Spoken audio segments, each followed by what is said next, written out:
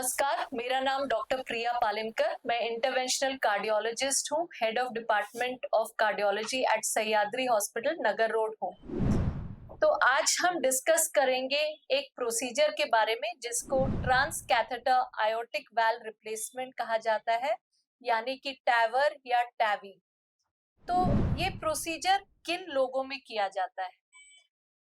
आपको पता होगा कि हार्ट में 4 चेम्बर्स हैं और इन 4 चेम्बर्स, हर 2 चेम्बर्स के बीच में एक वाल्व है जो कि ओपन और क्लोज होता है ताकि ब्लड उस सीक्वेंस में फ्लो हो हार्ट के अंदर।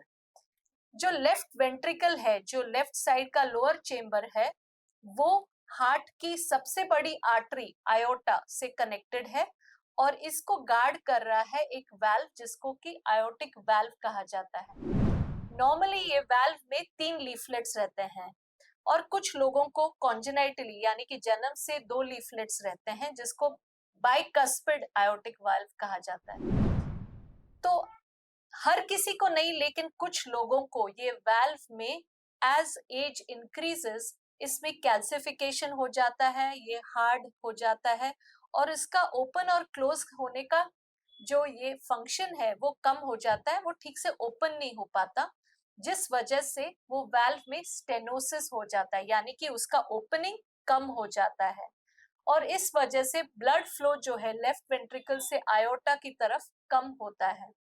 इसकी वजह से पेशेंट्स को ब्रेथलेसनेस, सांस फूलना, कुछ लोगों को चेस्ट पेन होता है, कुछ लोगों को लाइट हेडेडनेस यानी कि थोड़ा फेंटिंग टाइप होना, या कुछ लोगों को अंधेरा आके चक्कर आके गिर जाते हैं जिसको कि सिंकोपल अटैक कहा जाता है।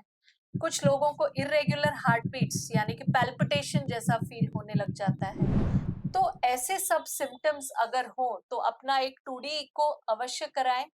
2D इको हार्ट की सोनोग्राफी जैसी होती है जिससे पता चलता है कि आयोटिक वाल्व में स्टेनोसिस कितना सिवियरिटी पे है। अगर वो सिवियर आयोटिक स्टेनोसिस है तो ये पेशेंट का वाल्व जो है वो बदली करना चाहिए। अब इस वाल्व को बदली करने के 2 तरीके हैं, एक तो सर्जिकल यानी कि ओपन हार्ट सर्जरी करके वाल्व बदलना, दूसरा है इंटरवेंशनल यानी कि पिन होल की सर्जरी होती है, जैसे एंजियोग्राफी छोटे से होल से किया जाता है, उसी तरीके से ये जो है पैर की आर्टरी में से ये वाल्व हार्ट की वाल्व तक पहुंचाया जाता है।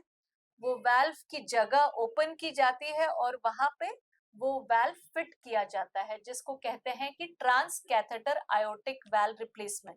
अभी ये जो है किस एज ग्रुप के लोगों के लिए है?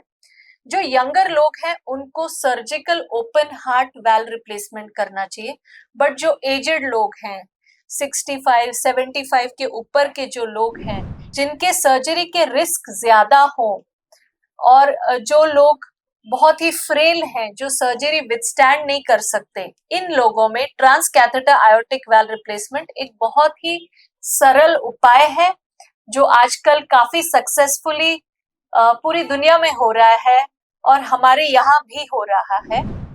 ये वाल्व जो है अलग किस्म के वाल्व्स आते हैं अलग अलग कंपनीज के, या तो बलून एक्सपेंडेबल या सेल्फ एक्सपैंडिंग वाल्व्स आते हैं और ये वाल्व की वजह से ये बहुत ही बड़ा प्रोसीजर बहुत सिंप्लीफाई हो गया है और हार्डली 3 दिन में 4 दिन में पेशेंट घर जा सकता है विदाउट एनी स्कार।